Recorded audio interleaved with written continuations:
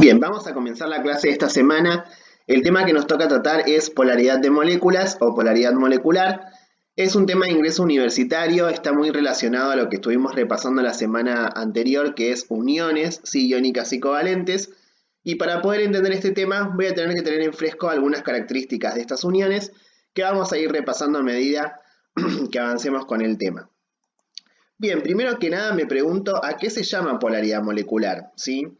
Este fenómeno es un fenómeno químico que se da en algunas sustancias, no en todas, y es justamente la presencia de polos, ¿sí? Sabemos que hay distintos objetos o sistemas naturales que pueden tener polos.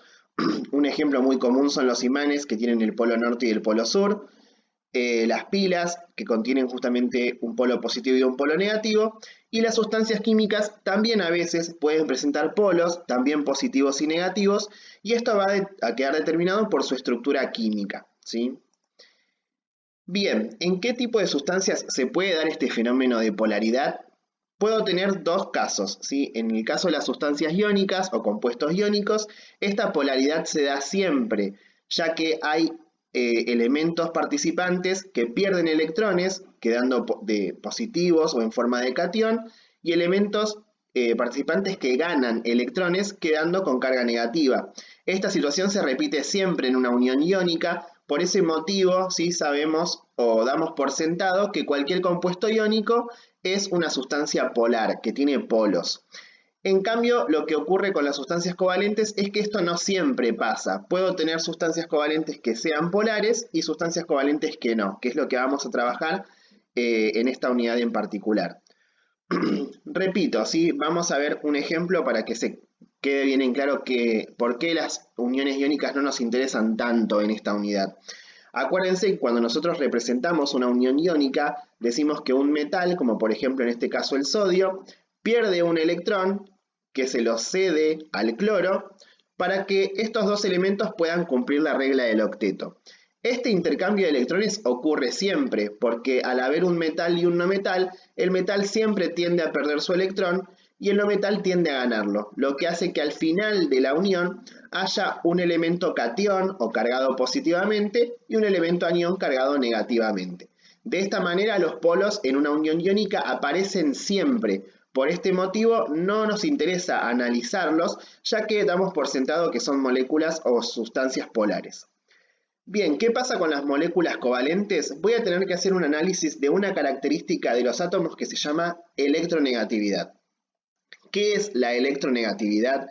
Es una medida, ¿sí?, de qué tanta fuerza tiene un elemento para poder robar electrones o captar electrones de su entorno, ¿sí? Cuanto más electronegativo es el elemento, más fuerza va a tener para robar electrones. Esta electronegatividad no tiene unidades, ¿sí? Por ejemplo, si yo pienso en una distancia, esa distancia la puedo medir en kilómetros, en metros. Si pienso en el tiempo, lo puedo medir en horas, en minutos, en segundos. Bueno, la electronegatividad no tiene unidad, es decir, son números sin unidades. ¿Cómo se establecen estos números? Por comparaciones, ¿sí? Nosotros sabemos experimentalmente, ¿sí?, o nos cuentan debido a varios experimentos, que en la tabla periódica el flúor es el elemento más electronegativo, es el que tiene más fuerza para robar electrones a otros elementos. El flúor tiene un valor de 4, que es el valor máximo. En cambio, sí, por este sector, acá no se ve muy bien, está el francio, que es el elemento menos electronegativo de la tabla periódica con un valor de 0,7. O sea que todos los valores de electronegatividad van a ir de 0,7 hasta 4 como valor máximo. Todos los elementos, como vemos acá en la tabla periódica, tienen un valor asignado de electronegatividad y es fijo, ¿sí? Y como repito, no tiene unidades. Y cuanto más alto justamente es su valor, más fuerza para robar electrones tiene ese elemento. Bien, ¿qué pasa con la electronegatividad en una unión covalente?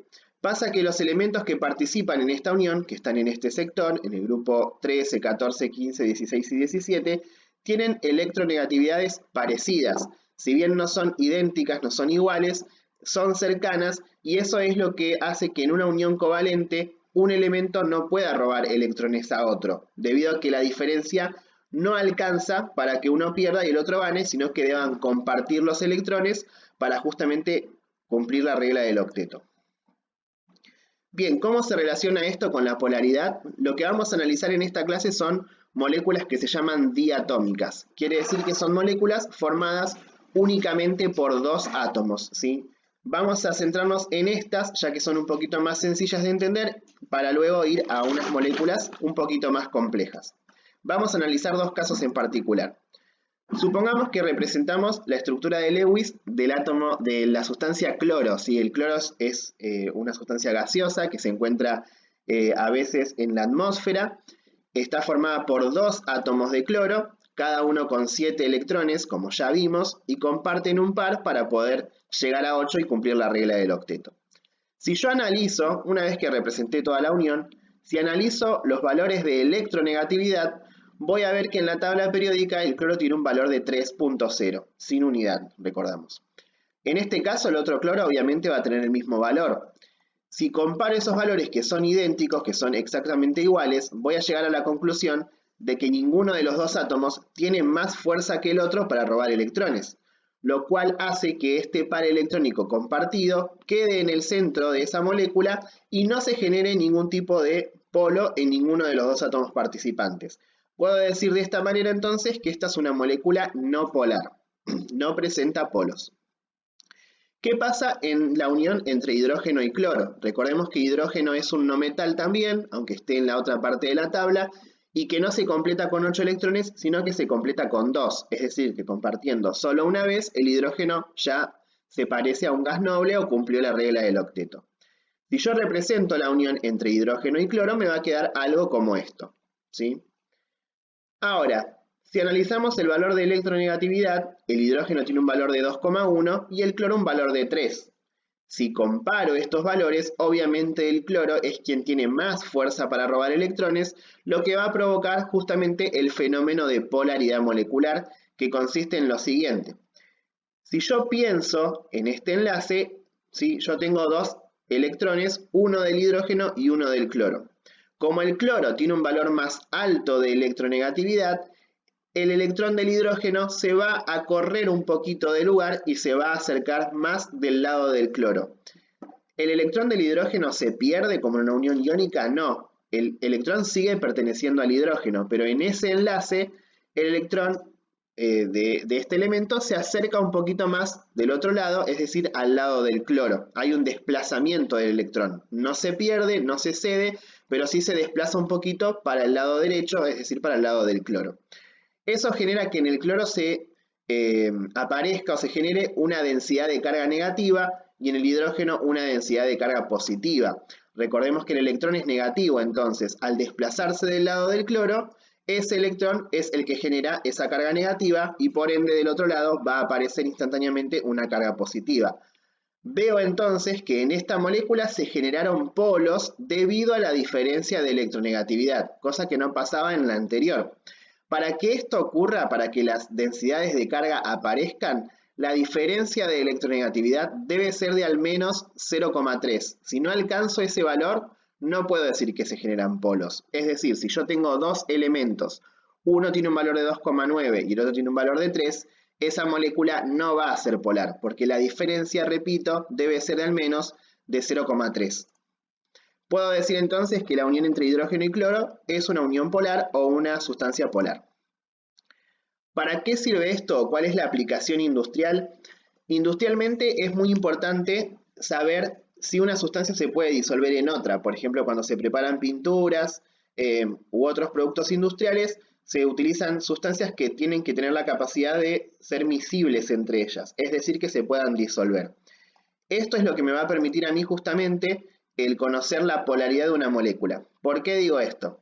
Si yo combino dos sustancias y las dos son polares, esas sustancias se van a disolver entre sí y van a formar un sistema homogéneo, es decir, de una única fase. Hay una disolución, como cuando mezclo agua y azúcar.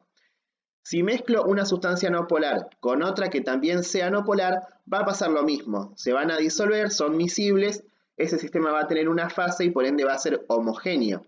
Ahora, si yo mezclo dos sustancias que no coinciden en su característica polar, es decir, una polar y una no polar, el sistema va a ser heterogéneo, es decir, que voy a poder diferenciar esas sustancias porque no son miscibles. Eso pasa, por ejemplo, en el caso del agua y el aceite.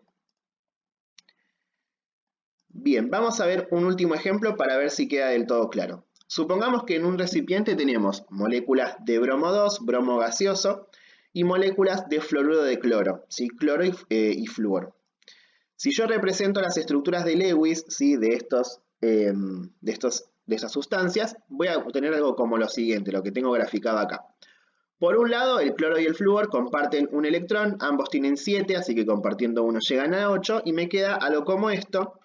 Y si voy a la tabla periódica, voy a encontrar que la electronegatividad del flúor es 4, el valor máximo, y el de cloro, como dijimos hace un rato, es un valor de 3. Hay una diferencia de 1, o sea que es una diferencia importante, si supera el 0,3.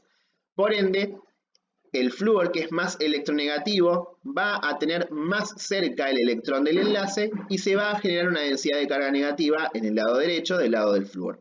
Y va a provocar una densidad de carga positiva del lado del cloro debido a esa diferencia de electronegatividad. Repito, el flúor tenía un valor de 4, el cloro 3, por ende el flúor va a quedar negativo y el cloro va a quedar positivo, y voy a decir que es una molécula polar.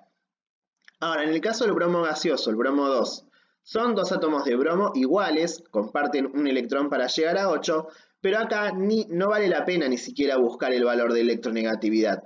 ¿Por qué? Porque el valor de este bromo obviamente va a ser igual al valor de este otro, no va a haber diferencias, no llego a una diferencia de 0,3 y por ende esa sustancia es una sustancia no polar. Ahora, ¿qué pasa si yo mezclo estas dos sustancias en un recipiente, como dije al principio? Y una es polar y la otra es no polar. Por ende, lo que se va a formar es un sistema heterogéneo, ya que esas dos sustancias no son miscibles entre sí. Bien, este tema sí que es bien cortito, se va a complejizar un poco más adelante, por ahora vamos a detenernos en este punto, y las actividades van a tener un poquito que ver con identificar si las sustancias son o no polares, van a necesitar la tabla periódica, que igualmente en el archivo yo les voy a dejar un esquema con los valores de las electronegatividades, pero bueno, las actividades van a ser parecidas a este último ejemplo, así que les voy a pedir que presten atención especial porque después se van a encontrar con este tipo de actividades en las tareas. Muchas gracias.